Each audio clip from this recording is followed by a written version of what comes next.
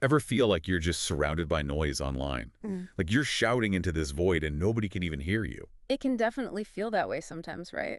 Especially with social media. Exactly. It's like everyone's vying for attention. So today's deep dive is all about finding your voice in that chaos. We're looking at Gary Vaynerchuk's jab, jab, jab, right hook, which is basically his guide to cutting through the clutter and actually connecting with people. It's a book that's really stood the test of time. I mean, it came out in, what, 2013?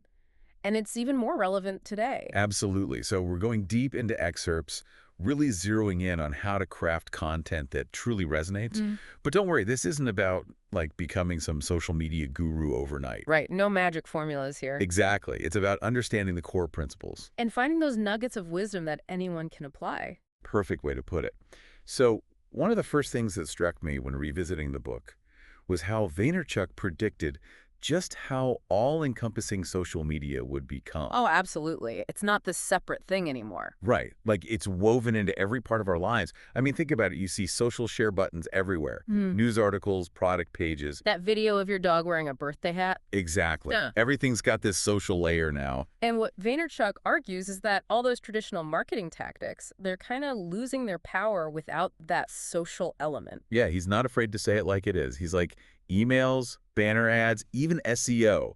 They need that social component to really thrive. He actually uses a really interesting analogy. He compares it to a boxer who only throws knockout punches. Oh, interesting. Okay, I'm intrigued. So if you're only going for the knockout, you're going to tire yourself out. You're probably going to miss more often than not. You need those jabs to soften the target. Okay, I get it. So let's unpack this whole jab, jab, jab, right hook thing. Hey. I'll admit, when I first heard it, it did sound a little, well, simplistic. It sounds deceptively simple. Yes. But then when you actually break it down, It's actually quite clever because those jabs, those are all about giving value up front. You're not going straight for the sale. You're offering something valuable, entertaining posts, informative content, stuff people want to share. so you're proving you understand your audience before you ask for anything. Exactly. You're building that relationship. You're not that random person at a party just shoving a product in someone's face. Which is never a good look. Never a good look. And that leads us to another key idea: native content. You wouldn't show up to, like, a black tie event in a swimsuit. Definitely not. That would be kind of legendary. Maybe so. But the point is, each platform has its own vibe, its own language, even a sense of humor. You gotta adapt your message. It's like learning to speak the language of each platform. Yes. And Facebook, for example, it thrives on storytelling. Vaynerchuk really emphasizes understanding your audience through the data Facebook provides, demographics, interests, all of that. It's true, they give you so much information, you can really drill down. And use that to craft stories that resonate. He gives this example of a boot company. You wouldn't think boots and, like, deep feelings go hand in hand. But this company, they found out that a surprising number of their followers were really into the show, 30 Rock. 30 Rock. Okay, I would not have pictured that connection. Boots and, like, witty banter. I know, right? So instead of just posting, pictures of boots, they decided to create some content around the show's finale. They tapped into something their audience was already passionate about. So smart. They're not even explicitly talking about boots, but Exactly. But they're building that goodwill, that sense of, hey, these people get me. and Facebook picks up on that, Oh, right? yeah.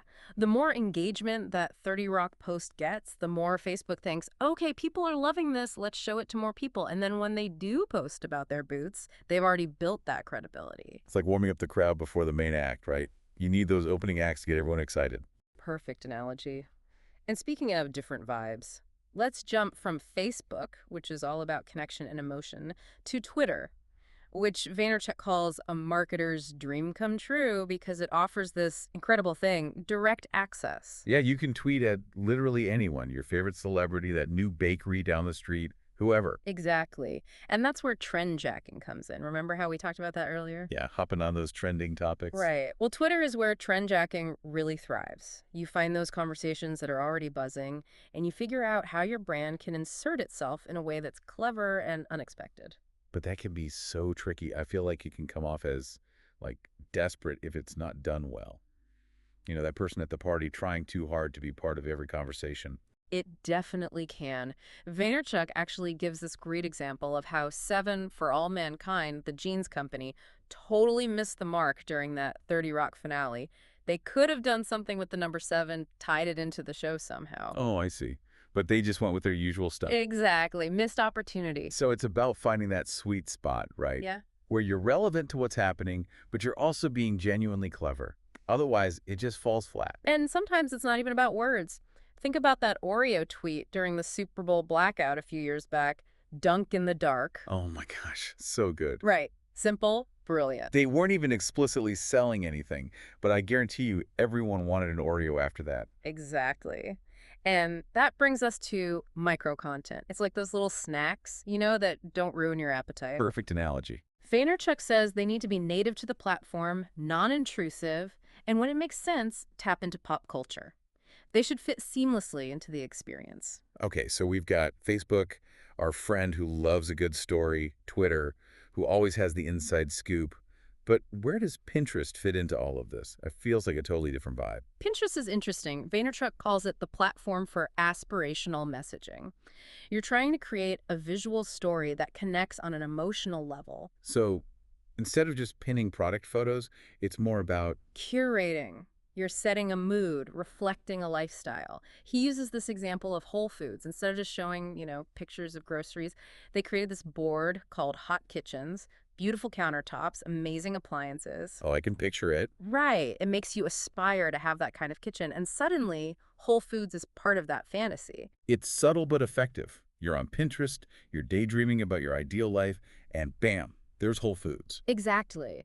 And it's about more than just pretty pictures. Vaynerchuk also talks about how brands shouldn't be afraid to pin things from other sources, engage with other users, even creating boards that are just kind of related to their products. It makes them feel more human, less corporate. It shows they're not just about selling you stuff, they actually get it. They're relatable. Exactly. And while Pinterest is all about the visuals, that doesn't mean that long-form content is dead. Oh, right. Vaynerchuk talks about how brands can become their own media companies. Yeah. Which sounds like a pretty bold move. It is, but it's about providing real value. Like he gives these examples, a tire company that creates a travel show or a coffee brand with its own news channel. Wow. Okay, so they're not trying to, like, trick people into consuming their content. They're making it so good that people actually seek it out. Exactly. And the key here is transparency. Be upfront about the fact that you're a brand, but offer something that people actually want to watch or read. Makes sense. So what about Instagram? I feel like that's prime territory for what we were just talking about with micro content.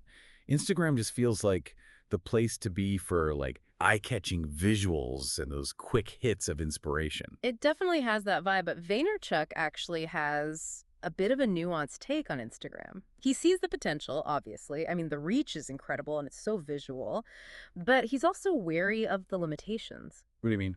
Well, think about it. You can't link directly from posts. It makes it harder to drive traffic outside the platform, to your website or a product page. So it's more about building brand awareness than anything else. It can be. He does give strategies for how to work around that and includes subtle calls to action.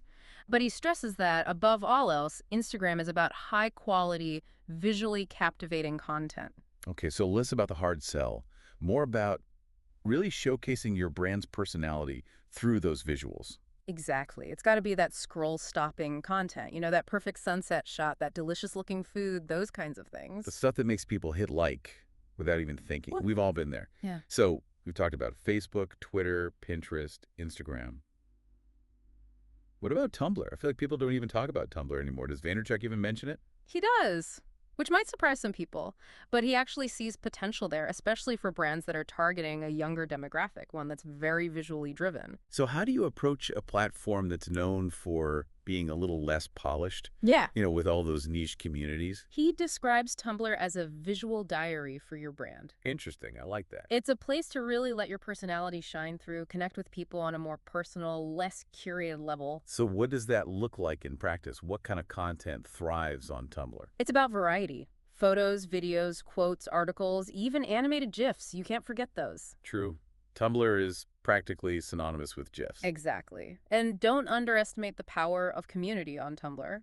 He talks about using tags strategically to connect with wider audiences, reblogging content from other users. So it's about being an active part of that world, Mm. not just treating it like another place to broadcast your message. You got it. And that really gets to the heart of Vaynerchuk's message, I think. It's not just about social media, it's about human connection. It's about providing value, building relationships, being authentic. And it takes time. Right. He's all about playing the long game. You're not going to see results from every single post.